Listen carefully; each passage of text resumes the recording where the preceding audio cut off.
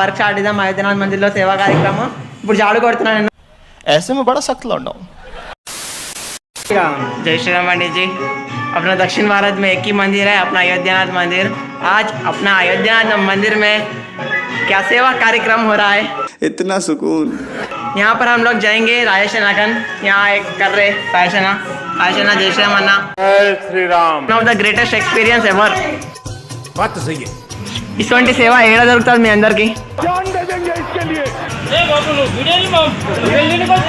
ऐसा मत करो मेरी जान. I am creating memories for Ayodhyanath मंदिर. बात तो सही है. प्राउड గా చెప్పుకోవాలి కదా అన్న. शाबाश बेटा. వెళ్ళిపోతా అన్న చూసి क्या बोलना है ना, बोलना पड़ेगा. जरा यूथ को ही बोलो कि मंदिर को आके सेवा करना बोल के. तू समझा. सेवा करना. अरे कहना क्या चाहते हो. అన్న హిందీ వస్తూ రాని హిందీ వస్తూ మాట్లాడుతున్నా అన్న. చూస్తారుగా మీరు ఎంత కష్టపడుతున్నారు. ఏమంటారు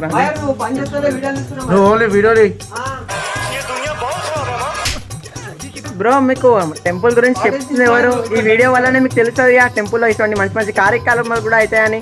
లేకుంటే ఎట్లా తెలుస్తుంది మీకు? बात तो सही है. कहाँ से आते हैं? కన్నా ఏందో అనేది మీరు వీడియోలోనే చూసారు, నేను లైవ్ గా చూపిస్తున్నా.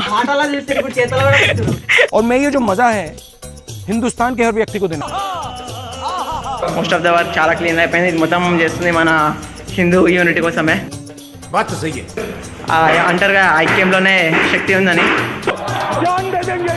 అయోధ్యనాథ్ మందిర్లో లాస్ట్ ఫేజ్ ఆఫ్ క్లీనింగ్ మన అయోధ్యనాథ్ మందిర్కి వచ్చినాము. मजा आया. సో ఈ లాస్ట్ ఫేజ్ లో మనం వాటర్తో క్లీన్ చేస్తున్నాం టెంపుల్ ని. మనం కార్తికన్నని కొన్ని క్వశ్చన్స్ ఉన్నాయి నా మైండ్ లో, అది అడుగుదాం.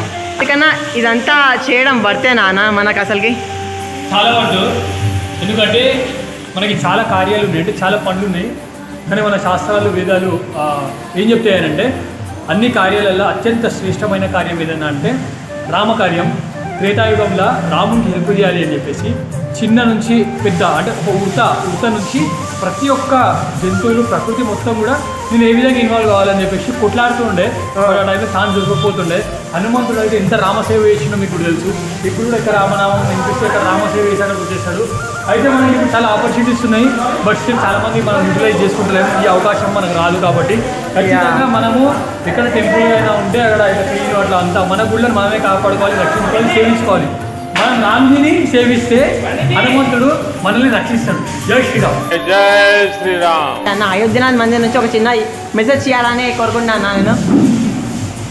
మొత్తం మన హైదరాబాద్కి వస్తే తల్లి భాగ్యలక్ష్మి టెంపుల్కి ఎట్లయితే జనాలు వెళ్తున్నారో అట్లనే శ్రీ మహావిష్ణువుతో పాటు రాముడు, ఆంజనేయ స్వామి అందరూ ఉన్నారు. సో ఖచ్చితంగా ఇక్కడికి రండి. చాలా పవర్ఫుల్ టెంపుల్, చాలా పీస్ ఉంటుంది. ఇక్కడ ఎవ్వరు కూడా హిందూస్ లేరు అని చెప్పేసి మనం రావడానికి భయపడతారు. ఇక్కడ కూడా ఒక మాల్ వచ్చింది.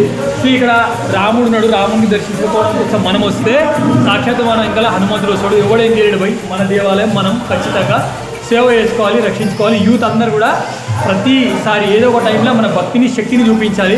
కాబట్టి ఈ శ్రీరామనవమి రోజు యూత్ అందరూ కూడా వచ్చి మన శక్తిని మనం ఇక్కడ చూపిద్దాం. దద్దరిల్లిపోవాలి మొత్తం అయోధ్యనాథ్ టెంపుల్ దగ్గర. చూసారుగా కార్తికన్న మాటల్లో చాలా మంచి మంచి స్ట్రాంగ్ పవర్ఫుల్ వర్డ్స్ ఉన్నాయి. సో కార్తికన్న వర్డ్స్ని గుర్తుపెట్టుకుంటూ మన అయోధ్యనాథ్ మీరు రావాలి, స్వయంగా రావాలి. మీ ఒక ఫ్రెండ్స్ని, ఫ్యామిలీని తీసుకొని రావాలి. టెంపుల్కి రండి శాస్త్రీపురం. ఈ ఏప్రిల్ 6 మనం అందరం కలిసి కలిసి మనం మన అయోధ్యనాథ్ మందిర్లో చాలా గ్రాండ్గా సెలబ్రేట్ చేద్దాం మన రామనవమి. క్రాంతి ఇంత మంచిగా విగ్రహాన్ని కడుతుండు. మీకు కూడా ఇటువంటి అవకాశం కావాలంటే మీరు తప్పకుండా మన అయోధ్యనాథ్ మందిర్కి రావాల్సని మంచి పూర్తిగా కోరుకుంటున్నా.